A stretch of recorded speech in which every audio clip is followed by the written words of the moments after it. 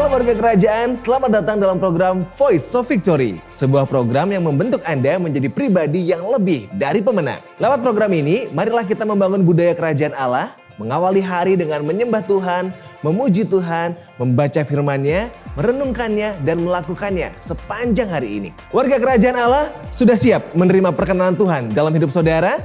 Well, let's worship Him and shout out the Voice of Victory. Jesus bless you.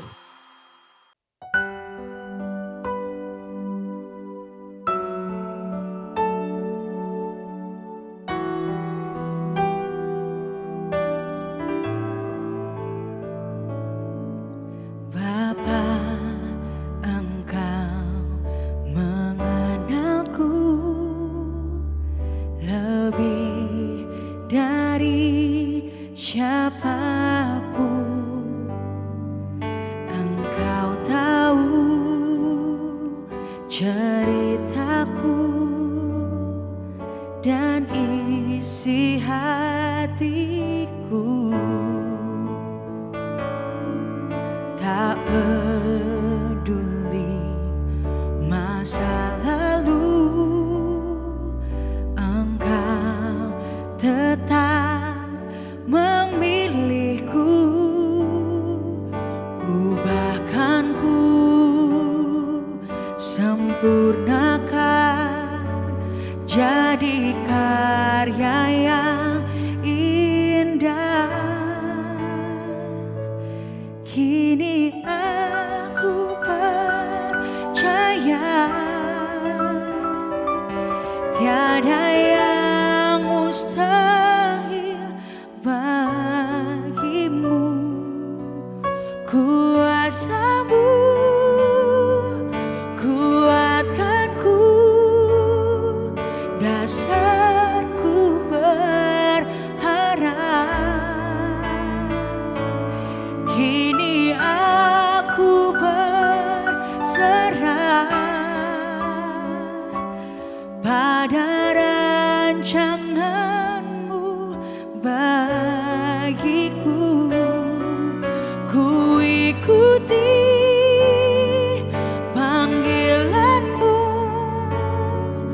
ku kan setia sampai akhir hidupku.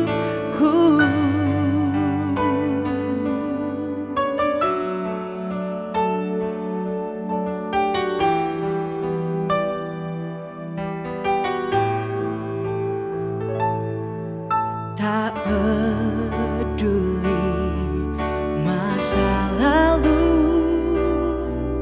Engkau tetap memilihku. Ubahkanku, sempurnakan jadi karya yang indah. Kini aku percaya tiada yang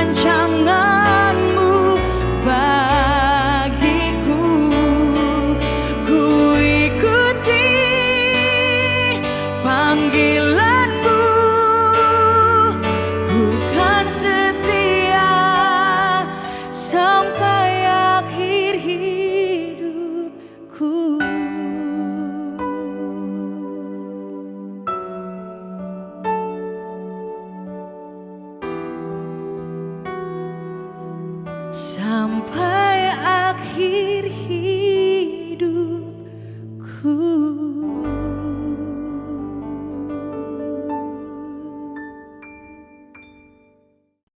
Shalom kekasih Tuhan, dimanapun Anda berada, saya beri tema hari ini Women's in Jesus Heart. Pada saat kita berbicara tentang atau kita mengingat kembali bagaimana Yesus berjalan dari desa ke desa, kota ke kota untuk melayani, siapa yang ada di bayangan kita bersama-sama dengan Yesus? Mungkin kita membayangkan 12 murid bersama-sama dengan dia, and it's true. Mari kita lihat bersama di Lukas 8 ayat 1-3. Tidak lama sesudah itu, Yesus berjalan berkeliling dari kota ke kota dan dari desa ke desa memberitakan Injil Kerajaan Allah.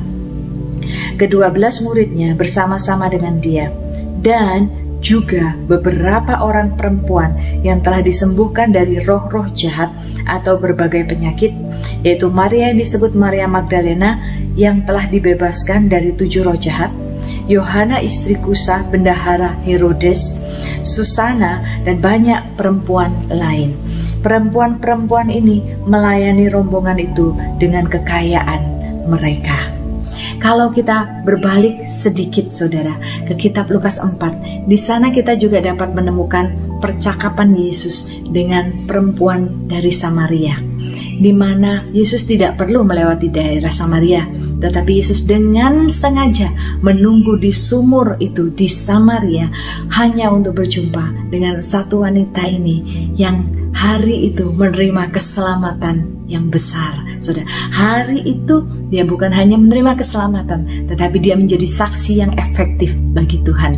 Saudara, ini sungguh suatu pelajaran yang luar biasa, di mana kita mengetahui pengumuman pertama tentang kebangkitan Yesus diterima oleh seorang wanita, dan pernyataan pertama mengenai siapa dirinya, yaitu dia adalah Mesias.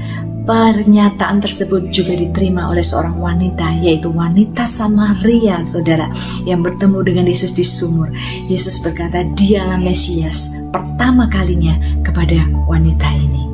Beberapa contoh yang lain di mana kita dapat melihat betapa spesialnya posisi wanita-wanita tersebut di hati Yesus adalah ketika Yesus bertemu dengan wanita yang sudah 12 tahun mengalami pendarahan. Pada saat itu saudara, wanita ini yang dianggap harus mengisolasi dirinya di dalam adat istiadat karena penyakitnya saudara, tetapi wanita ini menerima kesembuhan yang dia dapatkan secara sembunyi-sembunyi. Tetapi Tuhan tidak ingin hal tersebut tersembunyi. Tuhan menginginkan wanita ini tampil di hadapan orang yang demikian banyak. Bahkan Tuhan Yesus secara spesifik mendemonstrasikan iman wanita yang mengalami kesembuhan dari pendarahan ini. Mengapa terjadi hal-hal yang kelihatan revolusioner pada saat Yesus melayani? Kenapa banyak aturan-aturan yang kelihatannya sudah Tuhan lampaui demi wanita-wanita ini? Itu menunjukkan Tuhan menaruh mereka spesial di hatinya. Mari kita lihat dari kitab Kejadian 1 ayat ke-27, dari sejak permulaan penciptaan manusia. Alkitab mencatat, so God created mankind in His own image. In the image of God He created them. Male and female He created them. Tuhan menciptakan pria dan wanita segambar dengan Allah. Yesus mengasihi para wanita ini. Yesus mengangkat para wanita ini. Yesus menghormati para wanita ini. Yesus memperlakukan mereka secara spesial. Pria dan wanita sama-sama berharga di mata Allah. Pria dan wanita adalah ciptaan yang diciptakan segambar dan serupa Allah. Dan sebaliknya, wanita-wanita ini telah menunjukkan kepada kita bahwa bagaimana mereka mengasihi Tuhan di dalam kehidupan mereka, bagaimana mereka setia pada setiap perjalanan Tuhan Yesus hingga pada kayu salib, dan mereka menerima kabar yang luar biasa pada hari kebangkitannya. Wanita-wanita ini memberikan yang terbaik yang bisa mereka berikan, Mereka menyertai Tuhan dan melayani Tuhan dengan segala yang mereka punya. Biarlah dari sini kita bisa belajar bahwa wanita sebagai ciptaan Tuhan yang diciptakan segambar dan serupa dengan Allah adalah ciptaan yang powerful dan penuh kuasa. Jadi kata penolong di sini bukan suatu kata-kata yang lemah, tetapi satu kata-kata yang menunjukkan betapa powerfulnya sang penolong tersebut, saudara. Wanita-wanita, betapa khususnya mereka, sama sebagaimana pria adalah spesial dan khusus dan penuh kuasa sebagai makhluk ciptaan Tuhan. Wanita dapat membawa pengaruh yang sangat luar biasa baik, tetapi wanita-wanita yang tidak ilahi juga dapat membawa pengaruh yang sangat buruk. Kita melihat contoh kehidupan Isabel, bagaimana dia menghancurkan kehidupan Raja Ahaz dan bangsa Israel.